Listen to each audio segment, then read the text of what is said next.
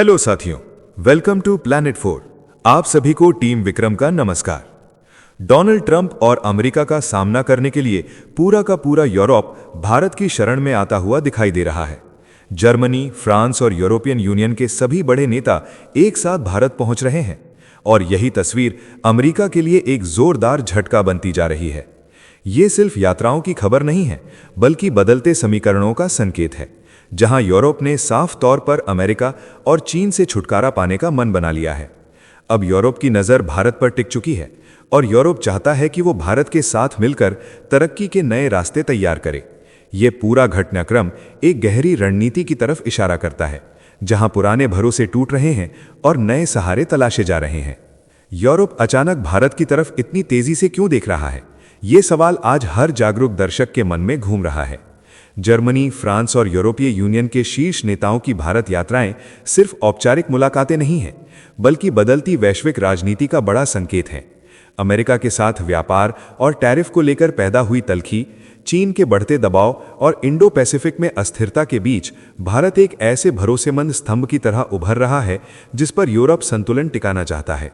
Free trade agreement, green energy, technology, defence और artificial intelligence जैसे मुद्दे इस रिश्ते को नई ऊंचाई पर ले जा सकते हैं। इस वीडियो में हम समझेंगे कि यूरोप भारत से आखिर चाहता क्या है, चीन को लेकर यूरोप के डर कितने गहरे हैं, अमेरिका से दूरी भारत के लिए मौका कैसे बन रही है और आने वाले समय में भारत की कूटनीति कितनी मजबूत हो सकती है। नेताओं की प्रतिक्रियाएं, बैकडोर बातचीत के संकेत और इसके असर पर गहरी इंसाइट भी साझा करेंगे। फ्रांस ने भारत को लेकर ऐसा ऐलान कर दिया है जिसकी कल्पना शायद किसी ने नहीं की थी। अमेरिका को मुंह तोड़ जवाब देते हुए फ्रांस के राष्ट्रपति ने भारत के लिए वही वाक्य इस्तेमाल किया है जो कुछ दिन पहले रूस के राष्ट्रपति पुतिन ने भारत को लेकर कहा था। ये सिर्फ एक बयान नहीं है, बल्कि एक गहरी राजनीतिक लाइन है जो बहुत कुछ इशारों में कह जाती है। अब तस्वीर साफ होती दिख रही है कि डोनाल्ड ट्रंप को जवाब केवल एशिया से नहीं मिला है, बल्कि यूरोप से भी और रूस से भी। एक के बाद एक संकेत सामने आ रहे हैं और दुनिया की बड़ी ताकतें अपनी अपनी जगह से भारत को लेकर वही बात दोहरा रही हैं। उम्मीद की जा रही है कि अब डोनाल्ड ट्रंप को भारत की ताकत समझ में आ गई होगी। पेरिस से निकला एक बयान और पूरी दुनिया में उसकी गूंज।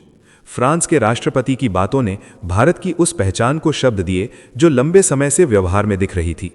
भारत किसी के अधीन चलने वाला देश नहीं है और आज की बहुध्रुवीय दुनिया में यही उसकी सबसे बड़ी ताकत बनती जा रही है।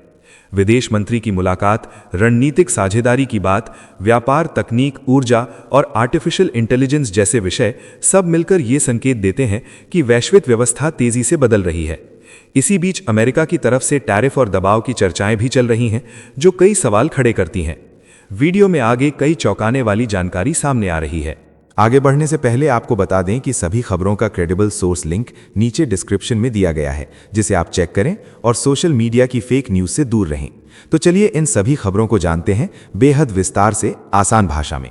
सबसे पहले जानते हैं कि अमेरिका और चीन का सामना करने के लिए पूरा का पूरा यूरोप कैसे भारत के शरण में आ रहा है। तो यूरोप अब भारत की विदेश नीति के अगले बड़े अध्याय के केंद्र में आ चुका है। नई दिल्ली के पावर कॉरिडोर में इन दिनों सिर्फ एक ही चर्चा है, यूरोप के बड़े नेता भारत आ रहे हैं और संदेश सीधा है, भारत अब विकल्प नहीं बल्कि प्राथमिकता है। जर्मनी, फ्रांस और यूरोपीय यूनियन के शीर्ष नेता एक के बाद एक भारत की जमीन पर उतरने वाले हैं। अमेरिका के साथ व्यापार और टैरिफ को लेकर रिश्तों में आई ठंडक के बीच भारत ने अपने मोहरे बड़े सलीके से यूरोप की तरफ बढ़ा दिए हैं। यूरोप भी चीन के बढ़ते दबदबे से परेशान है और उसे एक भरोसेमंद लोकतांत्रिक ताकत की तलाश है। यही जगह भारत भर रहा है पूरे आत्मविश्वास के साथ। जर्मनी के नए चांसलर फ्रेडरिक मर्ज अपनी पहली एशियाई यात्रा के लिए भारत को चुन चुके हैं। ये फैसला अपने आप में एक मजबूत राजनीतिक संकेत है। अहमदाबाद में प्रधानमंत्री नरेंद्र मोदी से मुलाकात होगी और फिर बेंगलुरु में टेक्नोलॉजी, ऑटोमोबाइल, इंजीनियरिंग और ग्रीन एनर्जी के जर्मन निवेश की तस्वीर सामने आएगी। जर्मनी पहले ही ग्रीन और सस्टेनेबल डेवलपमेंट पार्टनरशिप के तहत अरबों यूरो के निवेश का वादा कर चुका है। मेट्रो से लेकर अर्बन मोबिलिटी तक भारत जर्मन टेक्नोलॉजी का बड़ा मैदान बनता जा रहा है। रणनीतिक साझेदारी अब सिर्फ कागजों तक सीमित नहीं रही है, बल्कि जमीन पर उतरती दिख रही है। जनवरी के अंत में यूरोपीय यूनियन की सबसे ताकतवर जोड़ी भारत आने वाली है। यूरोपीय कमीशन की प्रमुख अर्शुला वॉन डर लेन और यूरोपीय काउंसिल के अध्यक्ष एंटोनियो कोस्टा गणतंत्र दिवस के मुख्य अतिथि होंगे। ये सिर्फ प्रोटोकॉल नहीं बल्कि भरोसे की मोहर है। भारत और यूरोपीय यूनियन के बीच फ्री ट्रेड एग्रीमेंट पर बातचीत निर्णायक मोड़ पर है। ऑटोमोबाइल सेक्टर और कार्बन बॉर्डर टैक्स जैसे मुद्दों पर मंथन जारी है। इसके बावजूद ये डील भारत की अब तक की सबसे बड़ी ट्रेड डील बनने की ओर बढ़ रही है। यूरोप जानता है कि इंडो पैसिफिक में स्थिरता के लिए भारत की भूमिका अपरिहार्य है। फरवरी में फ्रांस के राष्ट्रपति इमैनुअल मैक्रों भारत आने वाले हैं। मुंबई में प्रधानमंत्री मोदी के साथ मुलाकात होगी और India France year of innovation की शुरुआत होगी। आर्टिफिशियल इंटेलिजेंस इम्पैक्ट समिट में भारत की टेक ताकत दुनिया के सामने आएगी। विदेश मंत्री एस जयशंकर पहले ही फ्रांस और लग्जमबर्ग में कूटनीतिक जमीन तैयार कर रहे हैं।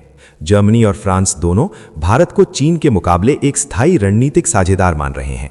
साफ है कि यूरोप अब भारत के साथ भविष्य की राजनीति लिखने को तैयार है। दरअसल ये बात इस संदर्भ में कही जाती है कि आज की वैश्विक राजनीति सिर्फ व्यापार तक सीमित नहीं रही है, बल्कि ताकत, तकनीक, सप्लाई चेन और सुरक्षा तक फैल चुकी है। चीन पिछले कुछ वर्षों में यूरोप के लिए सिर्फ एक ट्रेड पार्टनर नहीं रहा, बल्कि एक दबाव बनाने वाली शक्ति बन चुका है। यूरोप की कई बड़ी कंपनियां चीन पर जरूरत से ज्यादा निर्भर हो गई हैं। Semiconductor, rare earth metal, battery, solar panel और मैन्युफैक्चरिंग जैसे सेक्टर में। इसके साथ ही चीन की सरकार का centralised power model, data control, technology पर स्टेट कंट्रोल और इंडो पैसिफिक में आक्रामक सैन्य रवैया यूरोप को असहज करता है। यूरोप लोकतंत्र, पारदर्शिता, नियम आधारित वैश्विक व्यवस्था और मानवाधिकारों की बात करता है, जबकि चाइना का मॉडल इन मूल्यों से टकराता दिखता है। ऐसे माहौल में यूरोप को एक ऐसी ताकत चाहिए जो बड़ी अर्थव्यवस्था हो, तेजी से बढ़ती मार्केट हो, टेक्नोलॉजी और इनोवेशन में मजबूत हो और साथ ही लोकतांत्रिक मूल्यों पर खड़ी हो। यहीं पर इंडिया यूरोप के लिए एक भरोसेमंद विकल्प बनकर उभरता है। भारत की राजनीति लोकतांत्रिक है, कानून आधारित है, मीडिया और संस्थाएं मौजूद हैं और विदेश नीति में संतुलन है। साथ ही भारत चीन का प्राकृतिक रणनीतिक काउंटर भी है, खासकर इंडो पैसिफिक में। इसलिए यूरोप भारत को सिर्फ एक दोस्त नहीं बल्कि भविष्य का रणनीतिक पार्टनर मानने लगा है, ताकि वो चीन पर अपनी निर्भरता कम कर सके और वैश्विक शक्ति संतुलन में खुद को सुरक्षित रख सके। दूसरी बात यह है कि इंडो पैसिफिक आज दुनिया का सबसे संवेदनशील और रणनीतिक इलाका बन चुका है, जहां से ग्लोबल ट्रेड का बड़ा हिस्सा गुजरता है और जहां समुद्री रास्तों की सुरक्षा सीधे यूरोप की अर्थव्यवस्था से जुड़ी है। चीन दक्षिण चीन सागर से लेकर ताइवान स्ट्रेट और हिंद महासागर तक अपनी सैन्य और नौसैनिक मौजूदगी लगातार बढ़ा रहा है, जिससे फ्री नेविगेशन और नियम आधारित समुद्री व्यवस्था पर दबाव बन रहा है। यूरोप की ऊर्जा सप्लाई, कच्चा माल और एक्सपोर्ट इसी रास्ते से आते जाते हैं। इसलिए यहां अस्थिरता का मतलब यूरोप के लिए सीधा आर्थिक झटका है। भारत इस पूरे क्षेत्र में एकमात्र ऐसी बड़ी ताकत है जिसकी भौगोलिक स्थिति हिंद महासागर के केंद्र में है, जिसकी नौसेना मजबूत है और जिसकी विदेश नीति किसी सैन्य ब्लॉक की कठपुतली नहीं है। भारत ने समुद्री सुरक्षा, एंटी पायरेसी ऑपरेशन, मानवीय राहत और आपदा प्रबंधन में भरोसेमंद भूमिका निभाई है।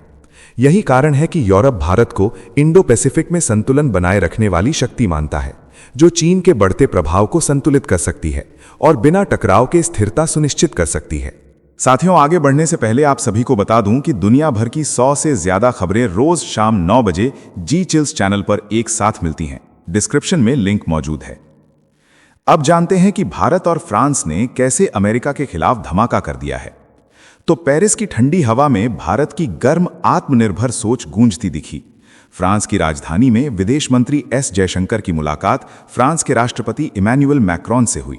इस मुलाकात में राष्ट्रपति मैक्रोन ने साफ कहा कि भारत जैसे देश किसी के भी अधीन नहीं रहना चाहते। ये बयान बदलती विश्व व्यवस्था में भारत की स्वतंत्र पहचान की खुली स्वीकारोक्ति थी। जयशंकर जी ने प्रधानमंत्री नरेंद्र मोदी की ओर से शुभकामनाएं पहुंचाईं और दोनों देशों के बीच रणनीतिक साझेदारी की गहराई को रेखांकित किया।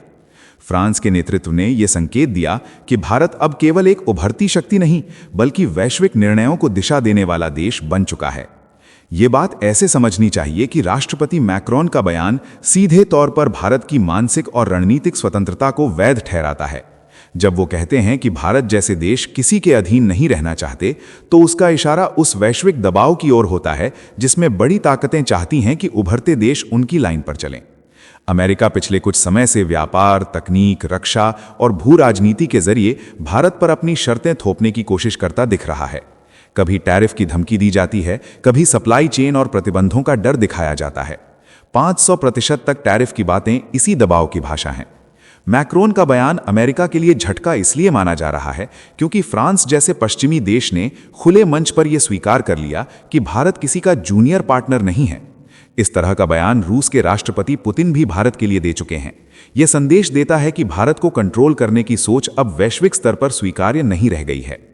इसका मतलब ये नहीं कि भारत अमेरिका के खिलाफ जा रहा है, बल्कि इसका अर्थ यह है कि भारत अपने फैसले खुद करेगा। दोस्ती होगी पर अधीनता नहीं होगी, साझेदारी होगी पर दबाव नहीं होगा। यही भारत की रणनीतिक स्वायत्तता है और मैक्रॉन का बयान उसी सोच की अंतर्राष्ट्रीय मोहर बनता है। डॉक्टर जयशंकर ने फ्रांस के राजदूत सम्मेलन को संबोधित करते हुए कहा कि आज की दुनिया व्यापार, वित्त, तकनीक, ऊर्जा संसाधन और कनेक्टिविटी से संचालित हो रही है। उन्होंने ये स्पष्ट किया कि असली बदलाव सोच के स्तर पर हुआ है। भारत और फ्रांस की साझेदारी बहुध्रुवीय विश्व व्यवस्था और रणनीतिक स्वायत्तता को मजबूती देती है। फ्रांस को भारत के सबसे पुराने रणनीतिक साझेदारों में गिना जाता है। दोनों देश अंतर्राष्ट्रीय मंच पर सक्रिय भूमिका निभा रहे हैं।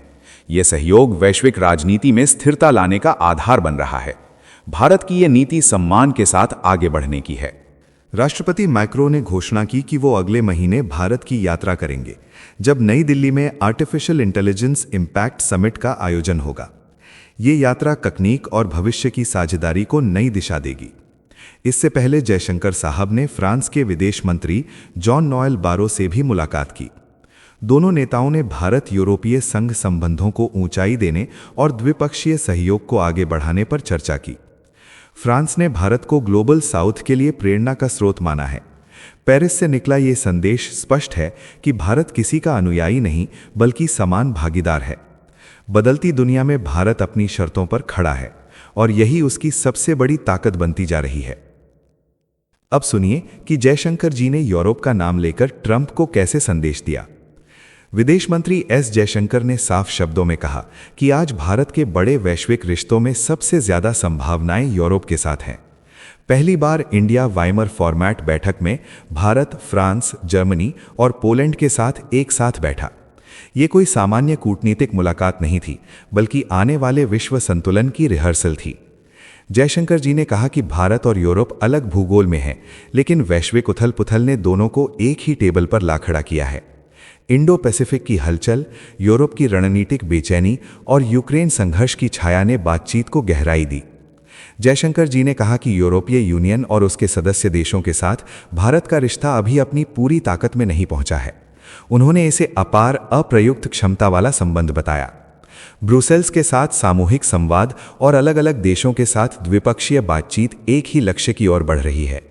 इसी क्रम में छोटे समूहों की बैठकें स्वाभाविक हैं। पेरिस में हुई ये बैठक उसी दिशा में बड़ा कदम बनी। फ्रांस को भारत का सबसे पुराना रणनीतिक साझेदार बताते हुए श्री जयशंकर ने निरंतर संवाद को रिश्ते की रीढ़ कहा। उन्होंने ये भी स्पष्ट किया कि भारत यूरोप को केवल व्यापारिक साझेदार नहीं, बल्कि वैश्विक स्थिरता के स्तंभ के रूप में देखता है। जयशंकर जी ने कहा कि दुनिया किस दिशा में जाएगी, ये सवाल आज सबसे अहम है। नियम, कायदे और वैश्विक मानदंड तय करने में यूरोप की भूमिका निर्णायक है, इसलिए भारत इस रिश्ते को और मजबूत कर रहा है। उन्होंने ये भी बताया कि जल्द ही जर्मनी के चांसलर भारत आएंगे और फ्रांस के राष्ट्रपति इमैनुअल मैक्रो भी भारत यात्रा पर होंगे। एआई समिट की तैयारियों पर भी चर्चा हुई। भारत इस वर्ष ब्रिक्स की अध्यक्षता कर रहा है और फ्रांस G7 की कमान संभाले हुए है। G20 में दोनों पहले से साझेदार हैं। ये साझा मंच भारत और यूरोप को एक ही रणनीतिक लय में बांध रहे हैं। संदेश साफ है कि आने वाला समय सहयोग का समय है। अब समय है टीम विक्रम परिवार के लिए आज के एक्स्ट्रा न्यूज की। तो संयुक्त राष्ट्र की आर्थिक एजेंसी की रिपोर्ट कहती है कि भारत वित्तीय वर्ष 2025-26 में 7.2% की तेज रफ्तार से आगे बढ़ेगा। अमेरिका द्वारा लगाए गए टैरिफ का असर रहेगा, पर देश की घरेलू खपत और मजबूत सरकारी निवेश उस दबाव को काफी हद तक संभाल लेंगे। रिपोर्ट बताती है कि भारत की इकोनॉमी की असली ताकत सड़कों, रेलवे, डिजिटल इंफ्रास्ट्रक्चर, डिफेंस और रिन्यूएबल एनर्जी में हो रहा भारी निवेश है। यही वजह है कि भारत दुनिया की चौथी सबसे बड़ी अर्थव्यवस्था बन चुका है। मैन्युफैक्चरिंग और सर्विस सेक्टर लगातार ग्रोथ के इंजन बने हुए हैं। टैक्स सुधार और मॉनेटरी ईजिंग ने भी अर्थव्यवस्था को शॉर्ट टर्म सपोर्ट दिया है।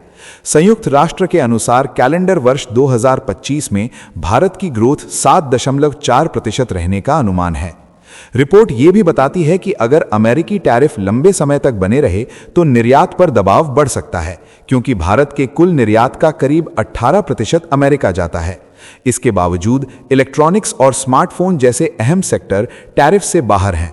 यूरोप और मिडिल ईस्ट से मजबूत डिमांड भारत के लिए बैलेंसिंग फैक्टर बनी हुई है।